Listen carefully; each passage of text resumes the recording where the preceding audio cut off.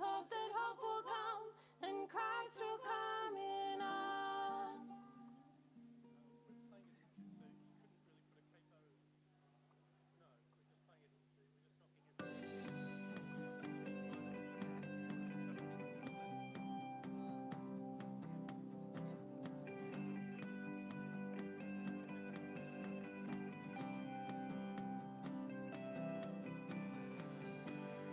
Oh, how glorious the day that the stone was rolled away.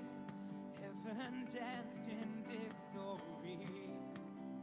He is risen. The empty cross, the empty grave, declare love has made a way. Angels shout in victory. He is risen. Hallelujah to the Son. Even death is overcome. Everything under his feet. He is risen.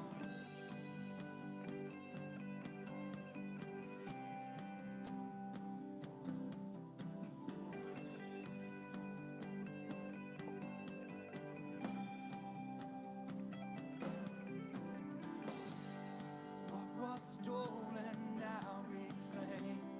What was broken now remade. What was tainted now ablaze with your glory. See the darkness run from light. See injustice set right. See every nation shine for your glory. Hallelujah to the Son. Even death is overcome. Everything under his feet. He is risen. Hallelujah, Jesus reigns. There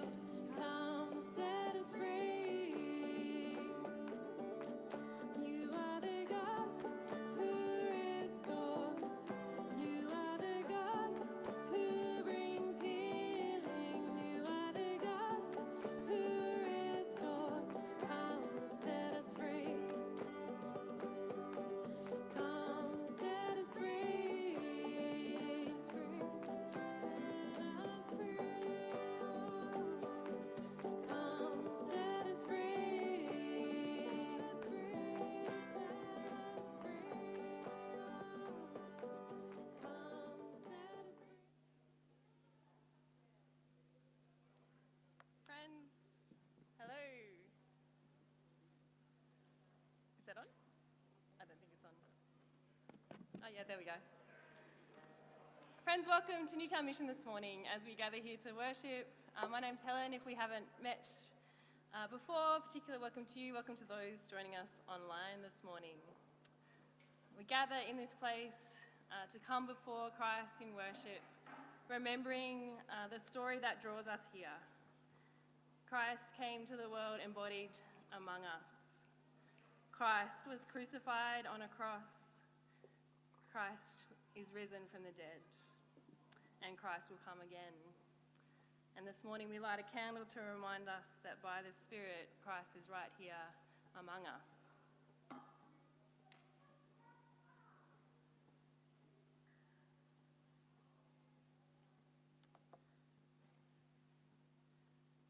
And we acknowledge the sovereign first peoples of these lands and waters where we meet, the Gadi peoples of the Eora Nation. We pay our respects to their elders, past and present, and to all descendants of this nation who have cared for this place since creation. And we remember particularly this morning that we continue to commit to being in covenant with the Uniting Aboriginal and Islander Christian Congress. That's a movement connected to the Uniting Church, and the Uniting Church is in covenant with Aboriginal and Torres Strait Islander Christian leaders, and they are gathered right now this weekend as a national movement in Darwin on Larrakia country.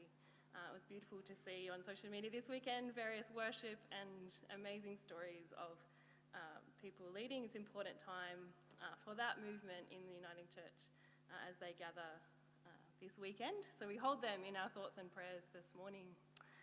Friends, we are going to, in a moment, sing our worship, and before we do, I just want to read you these words from Colossians 3 as we think and reflect this morning on the story, particularly the story of Easter that we've experienced last weekend.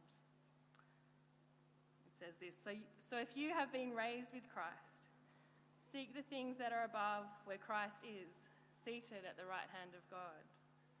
Set your minds on the things that are above, not on the things that are on earth. For you have died, and your life is hidden with Christ in God. When Christ, who is your life, is revealed, then you also will be revealed with Christ in glory. Friends, let's stand and lift our voices together.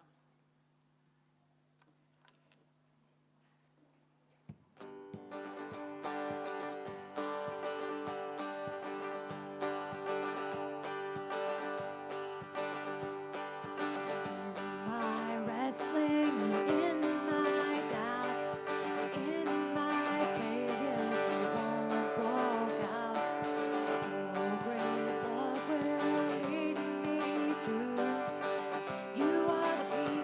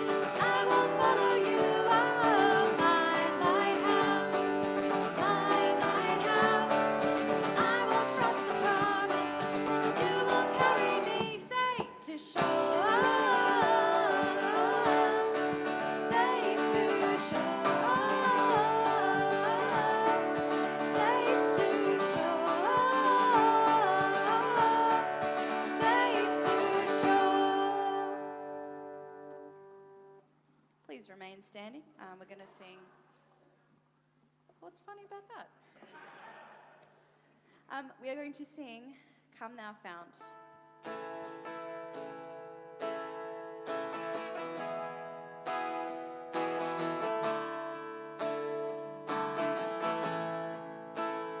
Come thou fount of every blessing, tune thy heart to sing thy grace. Streams of mercy never ceasing, call for songs of loudest praise.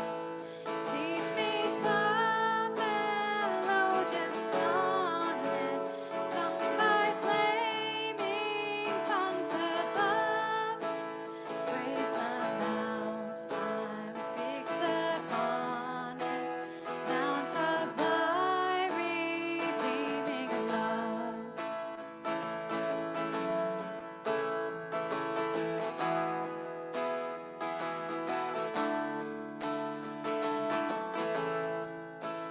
Here I raise mine Ebenezer, hither thy great help I've come, and I hope by thy good pleasure safely to arrive at home.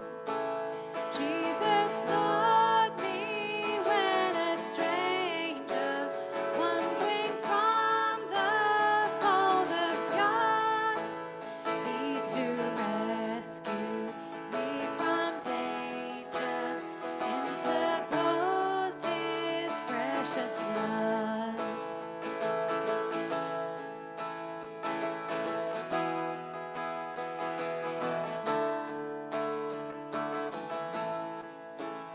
Oh, to grace, how great a debtor daily I'm constrained to be. Let thy goodness, like a fetter, bind my wandering heart to thee. Prone to wander, Lord, I feel it. Prone to leave the God I love. Here's my heart, Lord, take and seal it for thy courts above. Prone to wander. Prone to wander, Lord, I feel it. Prone to leave the God I love. Here's my heart, Lord, take and seal it for thy courts above.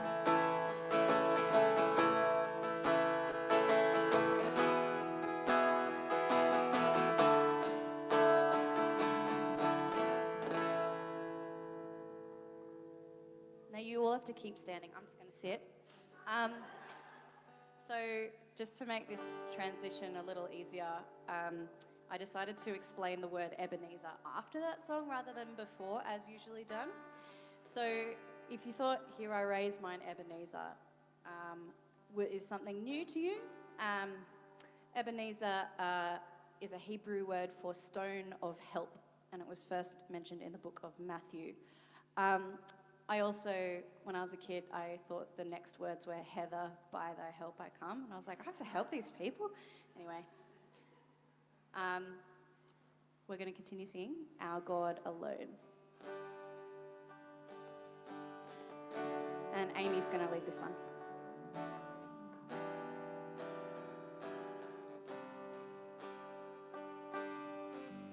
Formed the mountains and filled the oceans.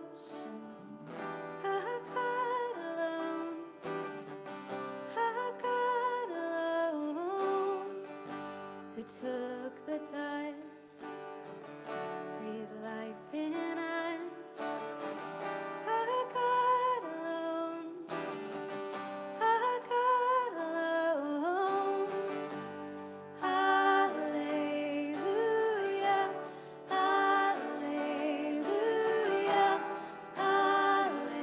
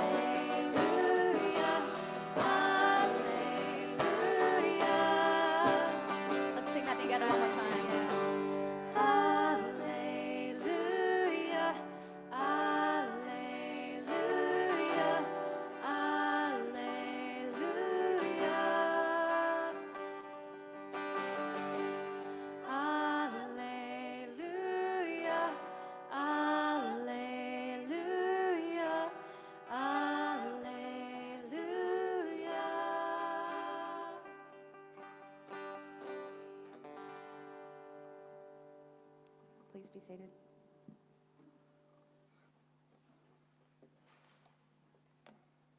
Thank you, music team. It's beautiful to join with you in worship this morning.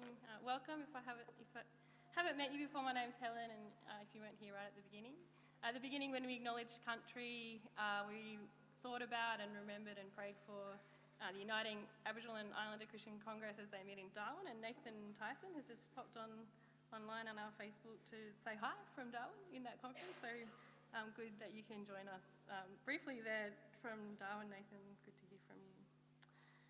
Just to share with you a few things about the life of Newtown Mission. It's been a different kind of week because we had a very busy weekend and then a very quiet week, which was great to kind of have a little bit of a break. The cafe, the Jordan Cafe had a break this week, so everything is back on this week coming.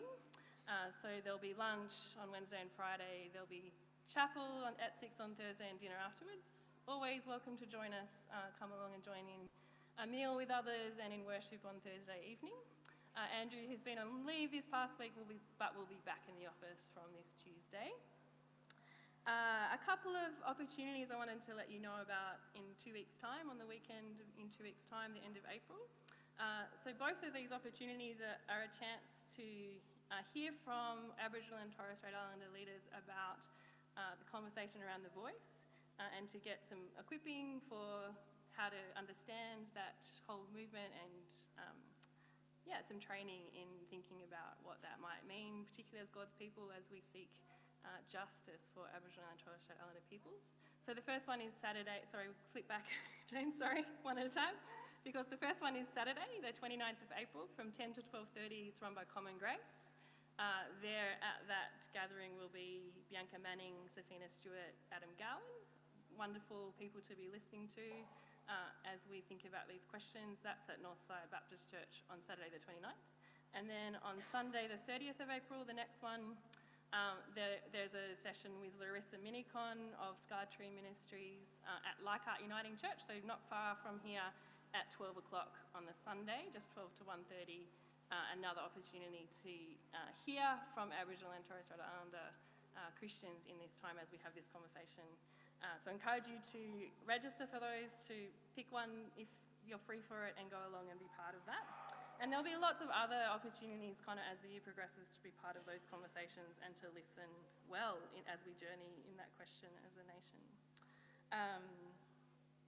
And then the other thing just to mention too is that at the moment we have a call for artists out for creative conversations that will happen as part of Sydney Fringe Festival in September.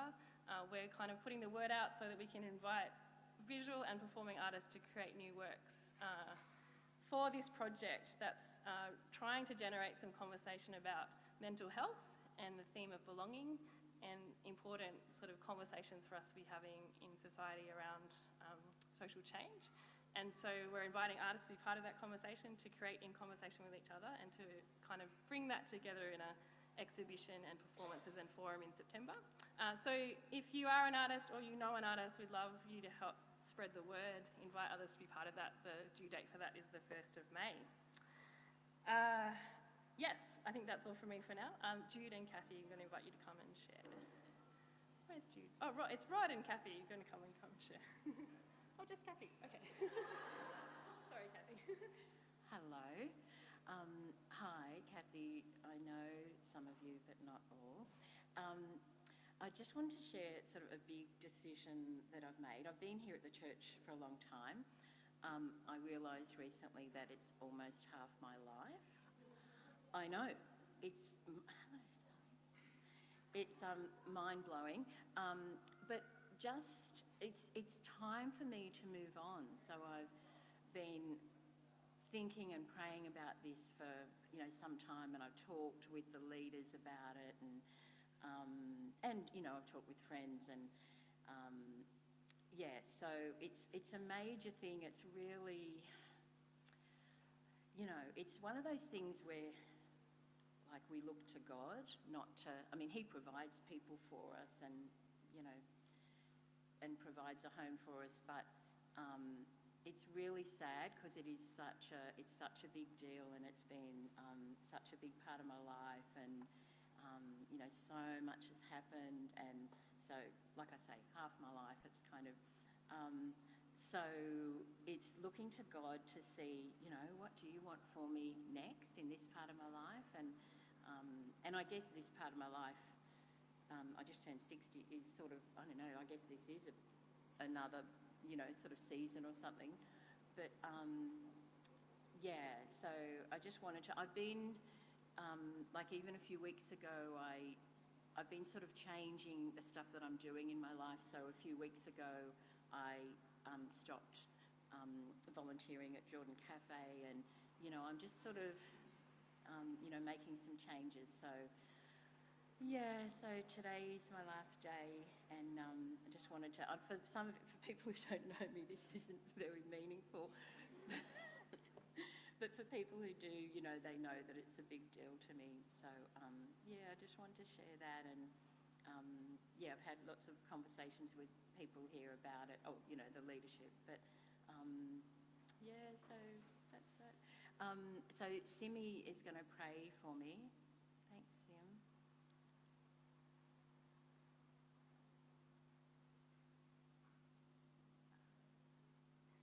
Almighty Yahweh, Oh, come over here. sorry. Almighty Yahweh, we thank you for Kathy's presence at Newtown Mission for all these years of her life.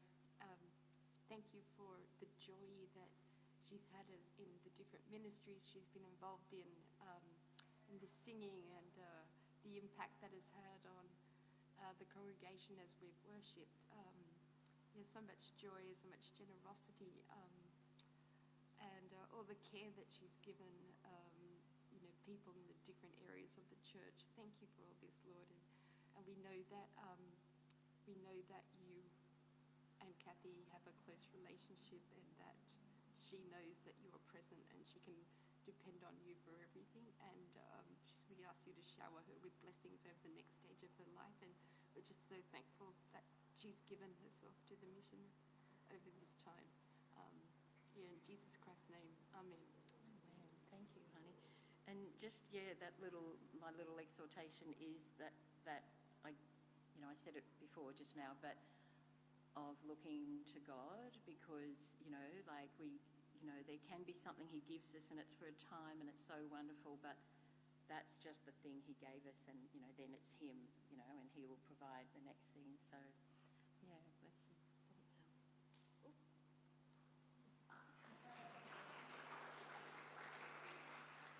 Thank you, Kathy. I do just take a moment to honour the energy and service Kathy's poured out in this place for many years.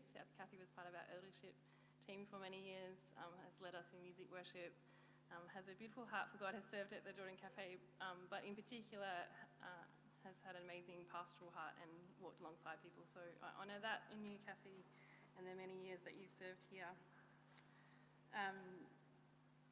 This morning, our focus together is going to be reflecting on the journey of Easter.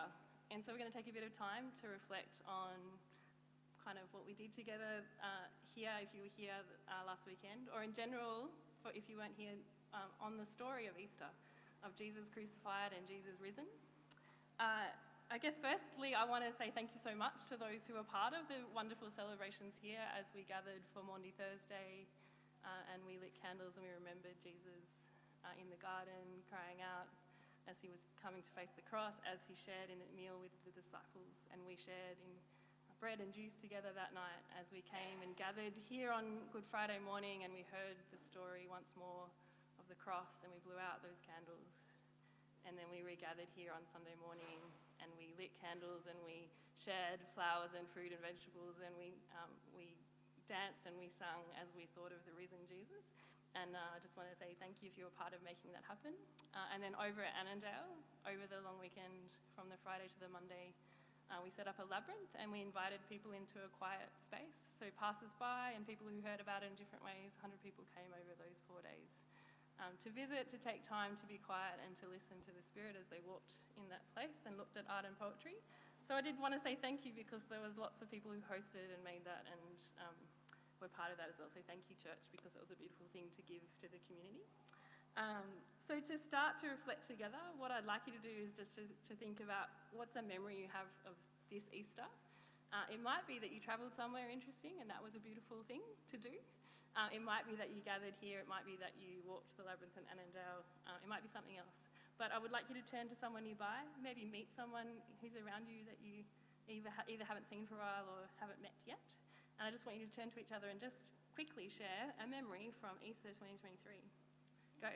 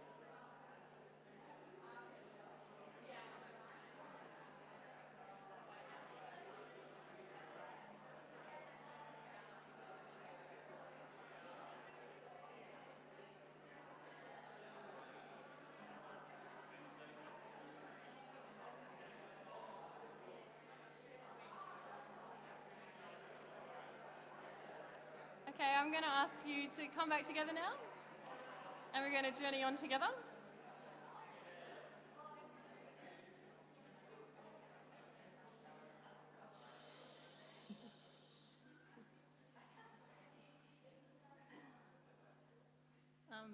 There's going to be an opportunity a little bit later in our gathering that we're going to pass the mic around if anyone wants to share, particularly if there are particular ways you were moved or touched or encouraged or challenged over the Easter time. But right now, we're going to hear from three people who've been asked to prepare something to share this morning about the Easter story and their reflections and response to it. So I love it when we do this. So this is instead of our normal kind of sermon time, we're going to have three people come and share something about their journey and their response to Easter this year. So I'm really thankful for Jeff and Katrina and Bron, who said yes to doing this. I think it's the first time I've asked three people and the first three people said yes. It's like, oh my goodness, amazing. Like I normally have a long list and I just go, no, yes, no, yes. Three said yes straight away. So thank you for saying yes. And let's welcome Jeff, who's going to kick us off. Thanks.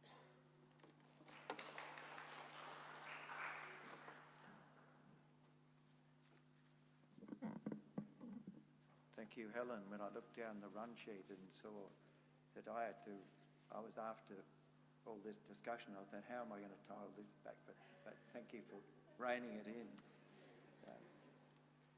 Yes, I've got three things to say, but it's not a three-point sermon. I'm not a sermon person. But let's start with the reading in Matthew 26:17 to 20, just a short number of verses. On the first day of the festival of unleavened bread, the disciples came to Jesus and asked, "Where do you want us to make preparations for you to eat the Passover?" He replied, "Go into the city to a certain man and tell him, the teacher says, My appointed time is near. I'm going to celebrate the Passover with my disciples at your house. So the disciples did as Jesus had directed them and prepared the Passover. When evening came, Jesus was reclining at the table with the 12. And while they were eating, he said, "Truly I tell you, one of you will betray me." My wife and I have celebrated Passover for many, many years. I remember one year I celebrated, I invited a work colleague along who was really pleased to join us. He came from a Jewish tradition, and I guess you could say he was a lapsed Jew, but he was so excited that he could go back and tell his father that he'd actually celebrated Passover. I don't think he told his father he'd celebrated with a bunch of Christians, but leave that to him. If God commanded the ancient Hebrews to hold a Passover feast, they were to do that every year. And it's such a meaningful meal of those of us that have celebrated Passover. Unfortunately, this year it didn't really work out for us. And just reading this passage, this Passover that Jesus was part of was very different to the normal. Like 4 glasses of wine on an empty stomach, you could imagine it would have been normally fairly boisterous, but this was a very quiet year with Jesus and his friends, really. And this year, as I said, we didn't celebrate Passover. Maybe next year. But on Easter Sunday, when we had a family lunch, our granddaughter Jade, who's 9, said suddenly out of the blue, last year we had that special meal, and I had to say, what is the meaning of these special foods? And so I thought it was quite interesting how those things can stay in our mind when so many other things just seem to drift on.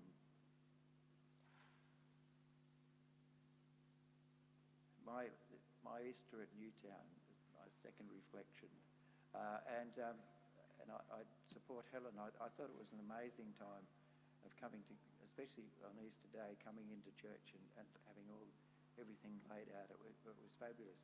But on Palm Sunday, when I took communion, and I'm normally a bit of a straggler, but that day I was out first, and I went back to my seat.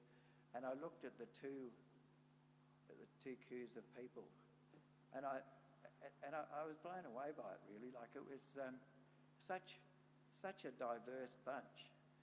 Old people, young people, kids running around, people with long hair, people with short hair, people with no hair, or Dave, I think, was pink hair, and I thought, and people that struggled, that needed help others to get here, people that seemed to be doing pretty well.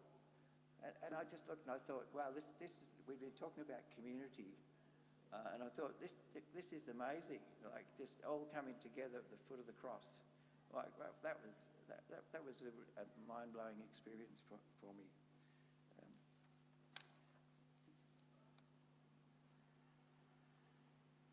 And lastly, my journey during Lent. In February, I went away camping. I enjoy getting away on my own, and I went down and camped along the Shoalhaven, west of Nowra. And on the Sunday morning, I went for a walk along the riverbed, and very stony riverbed, and like millions of stones. And I picked up a stone that seemed interesting to me, and it was had a deep red tinge on one side. But I thought, yeah, that looks interesting. I put it in my pocket and put it in the car and came home with it. During Lent, I undertook some daily meditations, and one particular day, the passage focused on was on when Jesus and the Pharisees were, and they cornered that woman who'd been caught in adultery. And it's a horrible, horrible story. And as I reflected on that, I was drawn to my stone, and I looked at it and I thought, it's kind of a blood red patch on that stone. Now, I'm one of those people that are prone to, when I read the Bible, to see myself as one of the good guys. Like, I'm not a Pharisee or scribe, am I? Like, but when I looked at my stone, I thought, where does it put me? And so this stone that was nothing was now, maybe it's an Ebenezer stone, but it's now special. Thank you.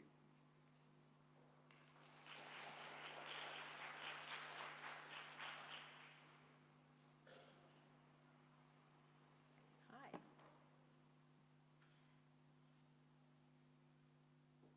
Now, at the festival, the governor was accustomed to release a prisoner for the crowd, anyone whom they wanted. So after they had gathered, Pilate said to them, "Whom do you want me to release to you? Jesus Barabbas, or Jesus who is called the Messiah?" For he realized that it was out of jealousy that they had handed him over. While he was sitting on the judgment seat, his wife sent word to him, "Have nothing to do with the innocent man, for today I have suffered a great deal because of a dream about him."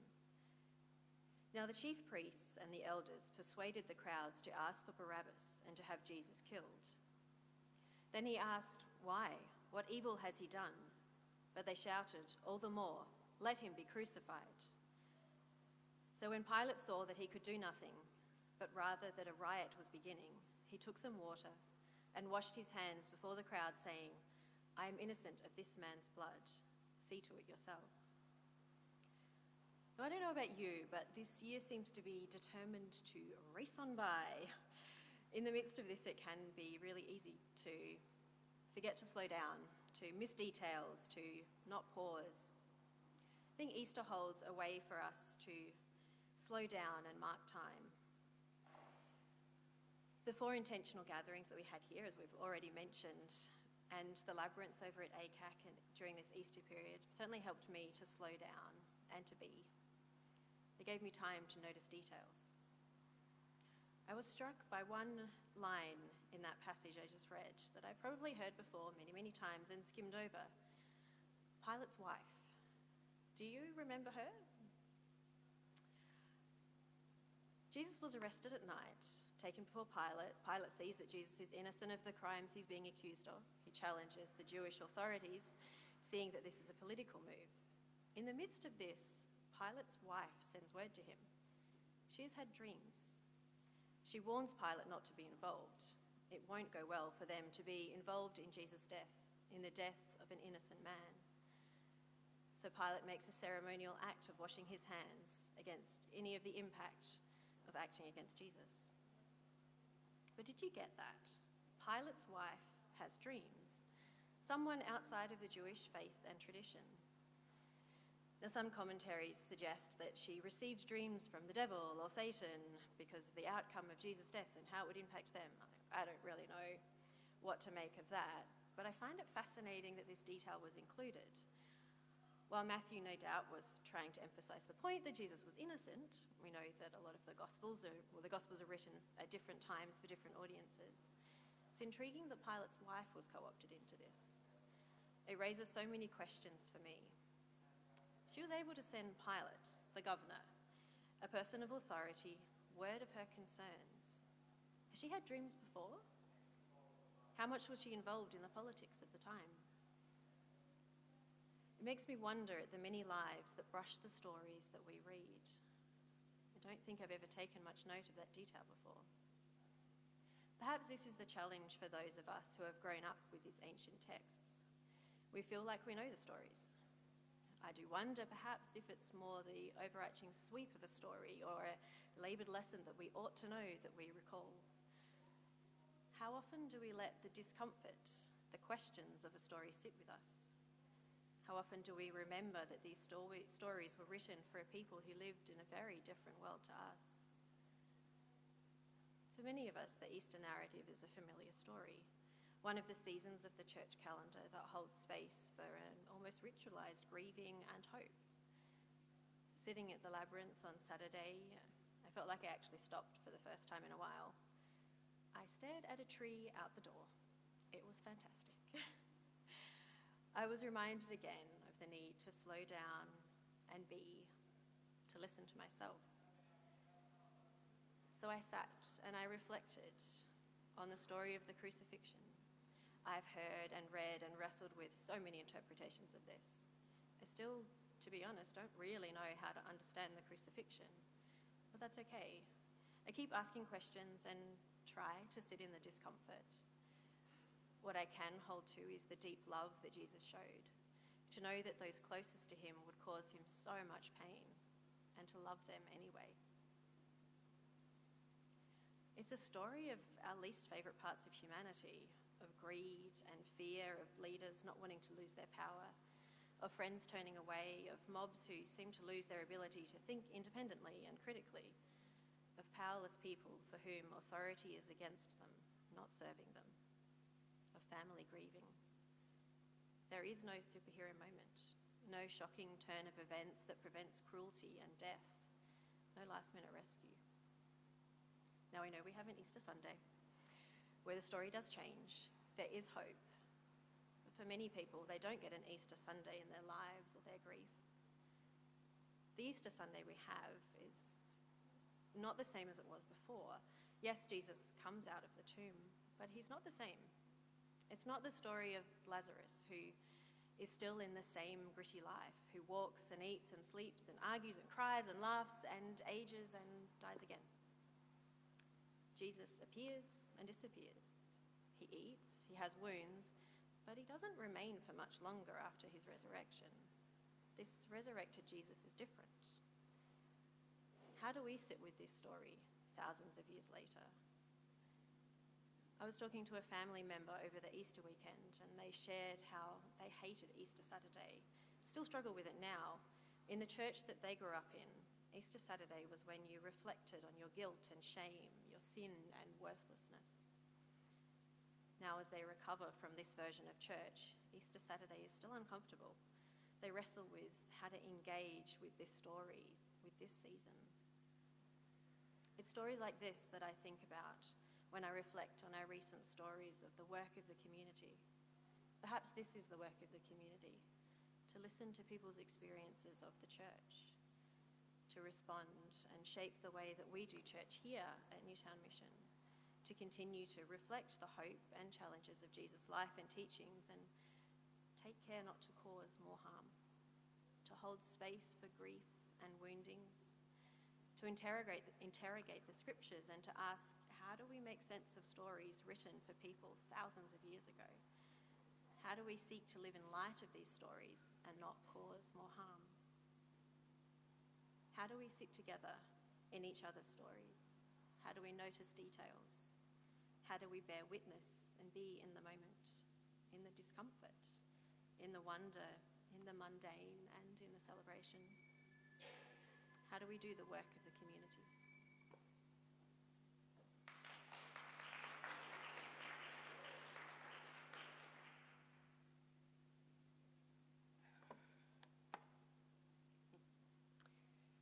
No, can't see you. There are two words that I'm reflecting on out of Easter this year: empire and hope. As a kid, I went through a very long phase of wanting a horse. I lived out of town.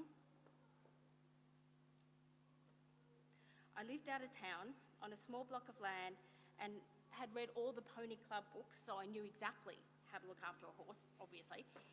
All I needed was for my parents to get on board. One day they walked down our local country road, and as I watched them walk back, I could see that they were leading an animal. For a moment, I could see my dream coming true. My hope soared. only to come crashing down seconds later with reality. My hopeful horse was actually a donkey. The disappointment was real. Now, Peppy was a great donkey, but let's be honest, a horse he was not.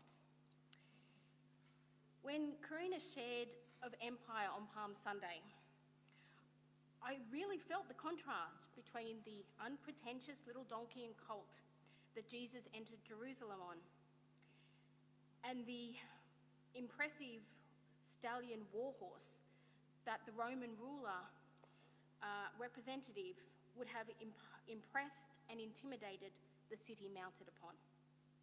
The difference is very real, I should know. One speaks of humility and the other power over and dominance. But this time, I wasn't disappointed, but in awe at what Jesus was doing. The contrast between God's take on kingdom and human empire was beautifully and poignantly illustrated. I love the social justice Jesus, or as I like to call him, Jesus, who challenges hierarchy and social exclusion, shines a light on injustice, and turns our understanding of power and what is important upside down. Now, as someone who works in international aid and development, I support the work of women across the Pacific in their fight for justice and equality. It is work of challenging systems and social injustice norms. And Jesus' non-violent, non-passive subversion of power speaks to my heart, to my soul. And I think this is never more evident than at Easter. Now, it's easy to look at empire in the big picture. Russia over the Ukraine, colonised Australia over First Nations people. And we long to see these empires turned upside down. Yet this Easter, I was challenged to reflect on the empires I build in my own life. In my work, it can become easy for me to get swept up in the purpose, in my purpose, and forget the bigger picture, that I'm participating in God's work of justice in the world. And I can start to rely on myself and carry the responsibilities under my own power, which is significantly lacking. My work becomes my empire. And as I stack up my achievements, my empire builds around me. And rather than being empowering, this empire is exhausting. And I become trapped within what I've built. And that's where I found myself as I approached Easter this year, depleted, exhausted, disillusioned. The deadlines loomed large and were overwhelming, and progress hard to see, and hope falls from view in the mundane treadmill of meeting the deadlines. And for me, from this place and space, this is what Easter has spoken to me. In the crucifixion and resurrection, Jesus profoundly subverts unjust powers and dismantles empires in the physical and spiritual realms. And it's not just the headline narrative of the story, you know, the bits they put in the trailer. It's the smaller, seeming ineffectual details as well. Even in breaking the news of his resurrection, Jesus undermined social patriarchy.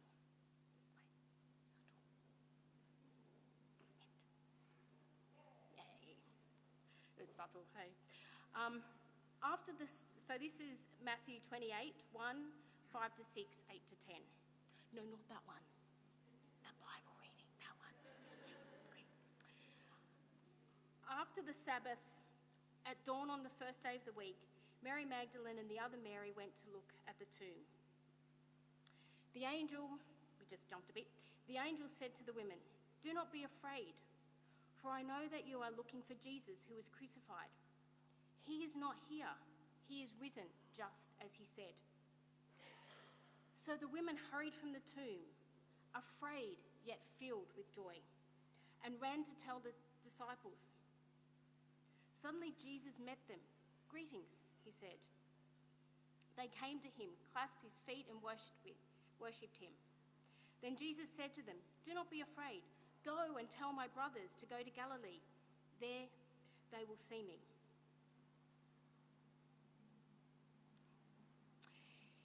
I'll let that speak for itself. But I do love this part of the story. I love that Jesus called women to deliver the mind-blowing news of his resurrection to the men all huddled together in the upper room. As I said, I'm in the business of gender equality, so for me, this social challenge is not lost. While perhaps often overlooked in our current culture, Jesus again turns culture, a culture where men dominate completely and women are held silent, on its head.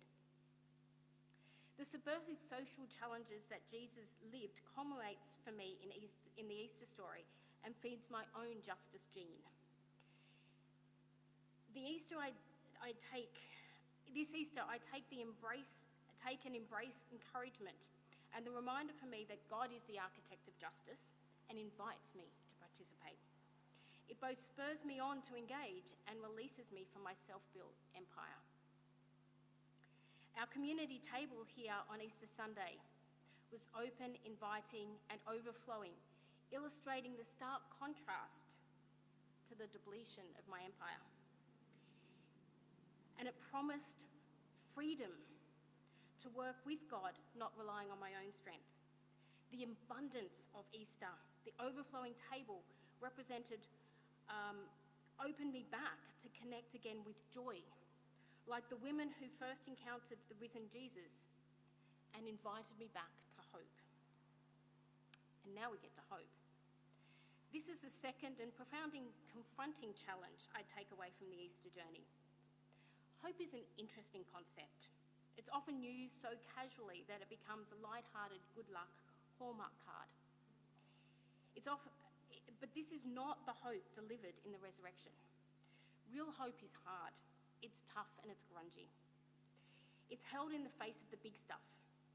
The empires that are destroying nations, communities and peoples, and in the individual suffering of people's lives. This hope is not about fortune telling the outcome, but a promise based on knowing that God is in the middle of it all, living the suffering, fear, anguish, pain, and in doing so is the author of healing. And so here's where my challenge is personal and confronting. Over the last year or so, I have walked with my sister through trauma and the resulting impact on her mental health. She's a paramedic and has dedicated her life to meeting people in their pain, fear, anguish, and some of their hardest moments. It has taken its toll. Seeing her in this place, it's been hard to hold hope. She hears the word hope and sees the Hallmark card, and it's so superficial that it holds nothing for her.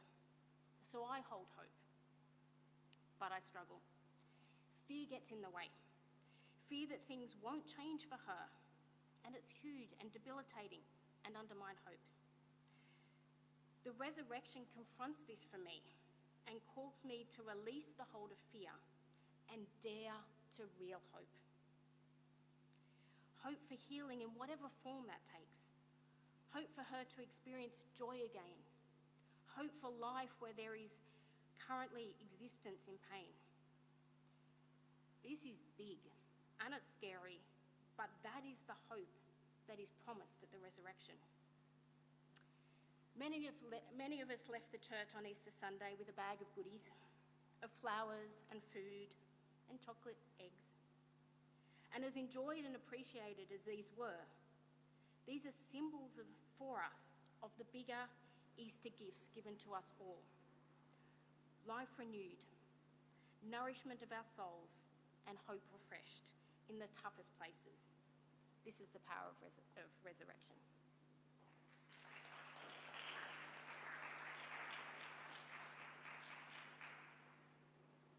Well, thank you so much, Jeff and Katrina and Bron. Thank you for taking the time to reflect and to share with us. This is the heart of who we are and why we gather like this. is to work through what does this story, what does this gospel mean, how does it work out in our lives and in the world around us. So thank you for those beautiful reflections. We're going to sing of the work of the cross, and then there will be an opportunity if anyone else wants to just offer a quick reflection or response to the Easter story. But let's stand and sing together. And what an appropriate song after we've heard three people share their thoughts on the cross to sing When I Survey the Wondrous Cross.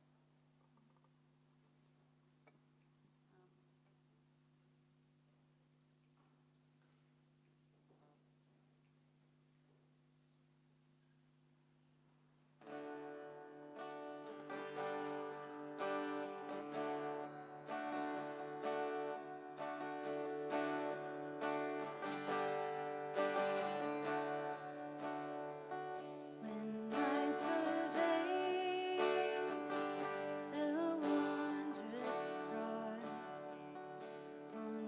survey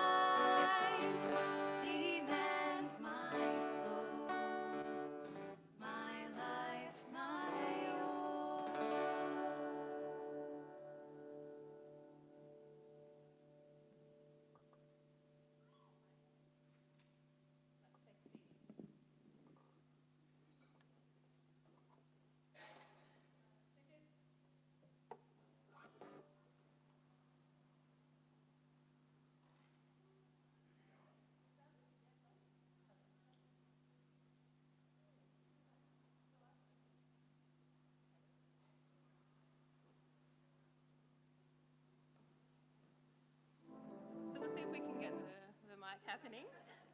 So this is an opportunity to just share reflection with each other. It might be from the services we had here, or like I said earlier, it might be that you went to somewhere beautiful and it was encouraging to you in that kind of way, or some other experience of Easter. Or it might be just a response to this morning, but yeah, I'd just love to hear if there's other reflections or just words of thanks. Is this happening?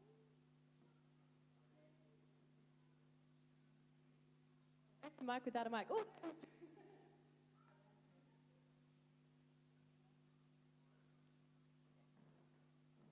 I'm going to start, and I just wanted to reflect on, there was a particular moment in the Good Friday service when we had heard all of the narrative in the Gospel of Matthew about Jesus' crucifixion, and we blew out a candle each time part of that story was read, and it's just deeply impacted by that final moment when we hear of Jesus' final breath and the final candle was blown out, and just watching in silence and stillness the smoke kind of rising in the space and the intensity of that moment. I don't quite have words for it, but I was very deeply impacted by the Spirit in that moment, and a sense in which Jesus meets us in the moments of our lives when we feel that sense of the end and despair and like there's not hope.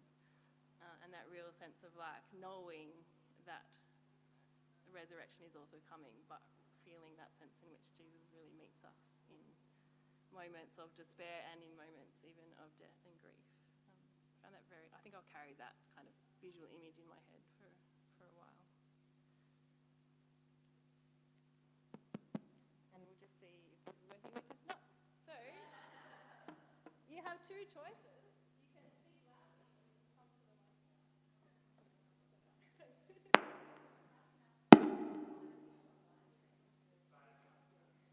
This one? This one? So Easter we went down to Canberra to the National Folk Festival, and my husband's sister Suze was in a group called Raw Honey that used to sing 20 years ago, but they regathered for this year's National Folk Festival. And my daughters had this idea that it'd be great to run out to Kmart in the morning, get white T-shirts and draw Raw Honey written across one of their old posters. They copied the font and then put little cells up to sort of show honey, and then I added a little bee. So we waited till she was on stage, then we all stood up and showed her our white T-shirts. And she thought it was lovely, and then she got us to turn around and show the audience. And I just was thinking that it was a picture of we're standing in her corner, we're standing for her, and that she felt that love and support of us doing something visual. And I was thinking of us gathered today, and when we gather as Christians, that we're standing for Jesus, and we may look really, really different, but for him, he said, "You're all standing for me." But also he stands for us when we feel like that you're about to do something, or you're taking a risk, or you're nervous, or wherever you're at, that just like we stood in the crowd for Suze, that he stands for us and is there as solidarity and support and love no matter what you're doing.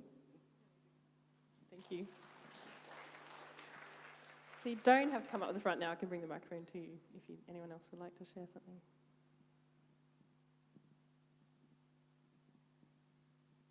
Thanks.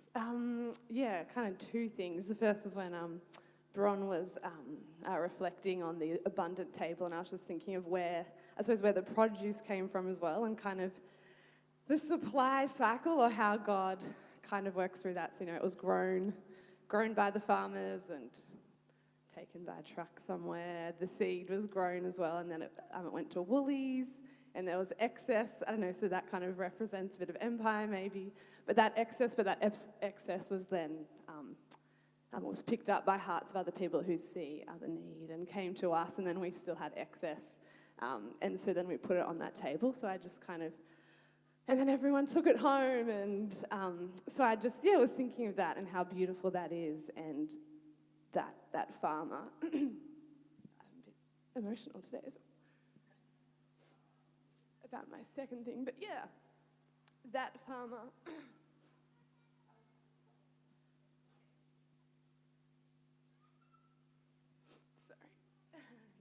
But that farmer didn't know where that was going to come. And then I just wanted to say how God works through this place, and thinking of Kathy. Sorry guys, you don't know the emotion I suppose, but yeah, Kathy, really appreciate you and you're valued, and praying for you as you leave and us as you move from us. And just wanted to tell everyone else that, each person here is valued, I suppose, and knowing that in all our experiences of Newtown and ourselves. And so there's my circle of thoughts and emotions. So thank you for listening. Thank you, Meg. I just wanted to say thank you, particularly to Helen. Normally we have an Easter up the coast on the beach. We go to a little service that's actually held on Hawk's Nest Beach, and it's very ecumenical. I just found this 4 days here at Newtown to be just, I know it's inspiring is a really tawdry word, but it sort of swept me away. We had a really, really low-key family, personal time. We had all the kids were home with various very unglamorous stomach viruses, but there was something so fantastic about coming here and being part of this community. And that only happens when people really have God at the centre of their thoughts. But Helen had really thought so deeply with everyone else about how to make those rituals so important, and they were all in very different ways fantastic. So thank you for that.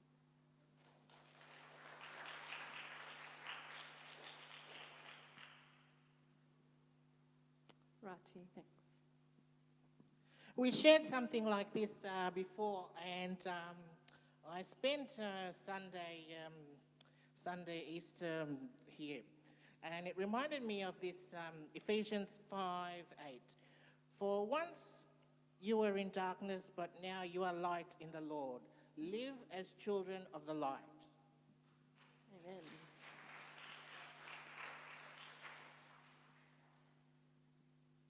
I kind of cheated at Easter this year. I didn't go to Maundy Thursday or Good Friday. I just went to the fun bit. I just went to Easter Sunday because I had other stuff on. Yes, yet again, I was really blessed by Sunday morning. And it really felt like I brought Easter Sunday kind of throughout the week. It kind of felt like James and I were kind of worshipping, like continuing the worship at home throughout the week because of, we took some vegetables home and grilled some capsicum on the barbecue with my family on Easter Sunday. And then Easter Monday, I made a ginormous pumpkin soup for James's vegan family. And we had the Newtown Mission playlist playing and beautiful bunch of flowers. And my sister also came to Easter Sunday, which is really special for me to have some family with me. And then we had home group at our place on Wednesday, and so we had all the people from church. And then I led an artist way group on Friday, so I just kind of feel like this whole week has been like a week of worship. And I felt like, yeah, James and I really had like Newtown Mission like really present in our home this week. So that's just been a real blessing. I just want to thank you all. Great community. Love it.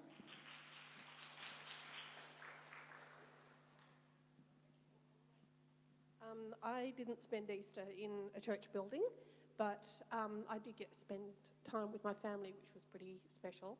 But one thing that really brought Easter home to me was Kristen Dyer posted about The Chosen on Netflix, which many of you have probably watched. If you haven't, I highly recommend it.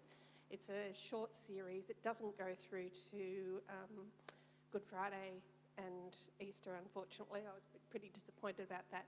But the really beautiful thing about it is there's lots of backstories which aren't in the Bible, so they're kind of extrapolated out. But it really brought so many things home, like why it was so important that Peter had that huge catch of fish. That, you know, we read about in the Bible and there's this miracle and it's fantastic. But it was, the backstory behind that was that this was something that was actually really important for him and his life and his family.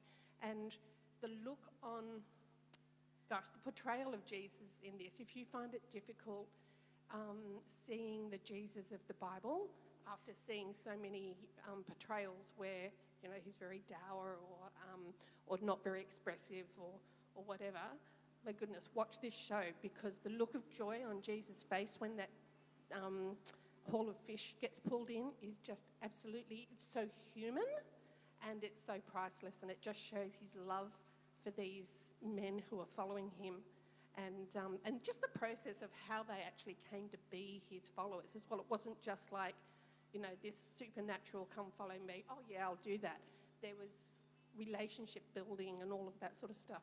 So that was really important to me over Easter, to see that real Jesus of history and really be able to relate to that.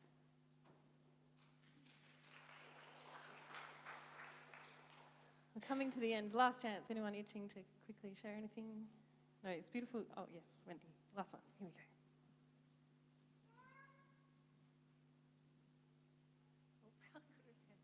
I'd just like to say thank you to all the people here who've made us so welcome when we've come. It's now 4 years since Sal and Rod brought us down to Petersham and said, you know, to live next door to them and come to their church. We've been coming to different churches all our lives, and it's just been wonderful to be welcomed here and feel the welcome that's everywhere in this place. We just thank you to, as we say, thank you to our children who loved us enough to bring us here.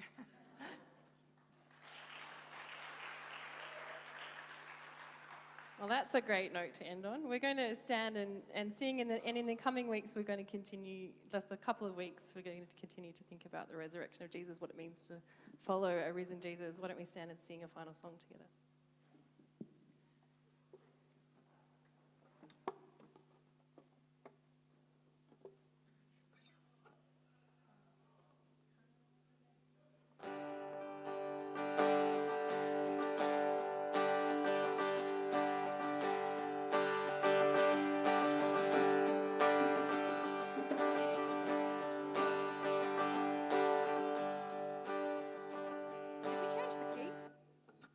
Sorry, we changed the key of this one so you can all sing it better.